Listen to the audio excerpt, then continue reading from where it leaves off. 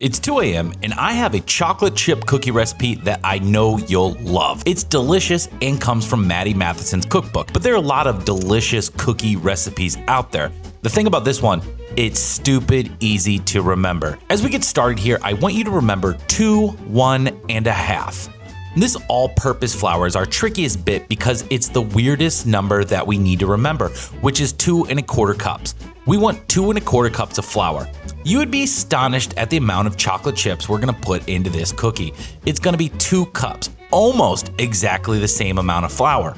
See here now, this is our 2. We need to move on to the 1, a step down. That will be 1 cup of light brown sugar. There's also dark brown sugar. Don't use that. Use the light brown stuff. Now we need an equal amount and volume of butter. With cookies, your butter needs to be very soft for good cookies. See me press this? It could actually even be softer. See, we have our ones covered. The brown sugar and the butter are equal in volume for this recipe at 1 cup. Moving on to our half. We need a half a cup of white sugar. Easy to remember, no problems. And up next are our eggs. Half a cup of eggs is 2 eggs. That's easy to remember as well. You don't need to measure it out like I'm doing, but just proving my point here. Now look at the 2, 1, and a half. 2 cups flour and chocolate chips, 1 cup brown sugar and butter, half cups of eggs and white sugar. Now we have to mix it up a little bit for our small ingredients and remember 2, 1 and a half, and 1. That's 2 teaspoons of vanilla extract. Powerful stuff, don't drink this, you won't get drunk, maybe you will, I don't know.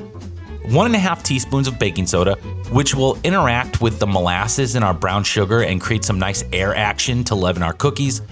And 1 teaspoon of salt. The recipe called for kosher salt. Mine is somewhat of a similar grain to kosher salt, so it should be okay. And voila, you guys got it. I hope you can remember that. It's pretty easy, but memorizing a cookie recipe is a bit far from making the cookie great. First, I'll disperse the baking soda through the flour and then just set that aside and forget about it. What makes the cookie great is the creaming method. We're gonna thoroughly mix our softened butter, which is key. It must be soft but not melted, with our brown sugar and white sugar. If you have a KitchenAid mixer, well, first step back and really look at your life. You have made it. You have KitchenAid mixer money. You have to be in the top 20% of America or something. Good job. I'm proud of you. Now, for the broke people like myself, we're gonna be using one of these hand mixers that doesn't have a low setting and likes to throw batter everywhere if you even think about adjusting your angle. Anyway, this is important what I'm doing here.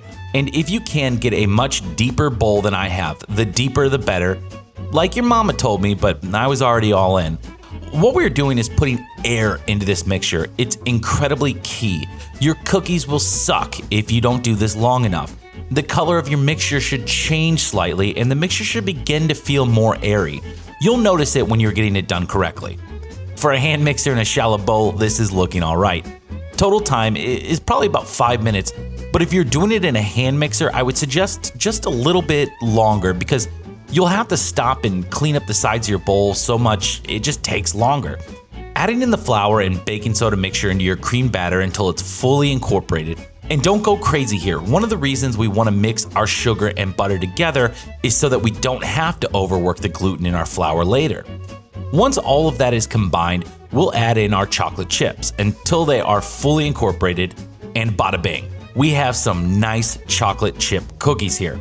I don't have a baking sheet, but if you have one, you'll want to use that and prepare it properly, whatever that would mean. I have a silk pat that looks like it's been through the war. I like to think of it as a cast iron pan and imagine it's just adding more flavor every time I use it. It even has these nice little circles that I never seem to use to my advantage. It should be helping me space things out if I can figure out how to math. See, this is why I need super simple cookie recipe that I can remember. I can't even space the cookies out after I've made them. Okay, after I've figured out how to split the atom here, I'll slide these into the middle rack of a 350 Fahrenheit or 175 Celsius oven. The recipe says cook for 8 minutes, which I did the first time I made these and they weren't done. So for me and my oven, it's 12 minutes. I think you'll need to play with it in your own oven to get the cookie where you like it. These look so good, especially at the witching hour when I should be asleep.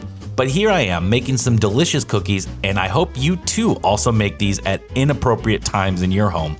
After chilling on the pan for a couple minutes, I'll move these over the rack so they can cool down a bit more. I try to do that cool move where the chocolate chip oozes out when you break the cookie, but this isn't that kind of stupid, luxurious cookie. These are simple and incredible classic chocolate chip cookies. And you know what goes good with these? A giant glass of cold milk. Great chocolate chip cookies give you that hard, crispy outside with a really soft center, but it's solid enough to hold and dip. I do wrap and freeze a third of this batch to see how it holds up after being frozen. Oh, so good. All right, I'm gonna go wake my baby mama up with some cookies and milk, and I'll see you guys in the next one.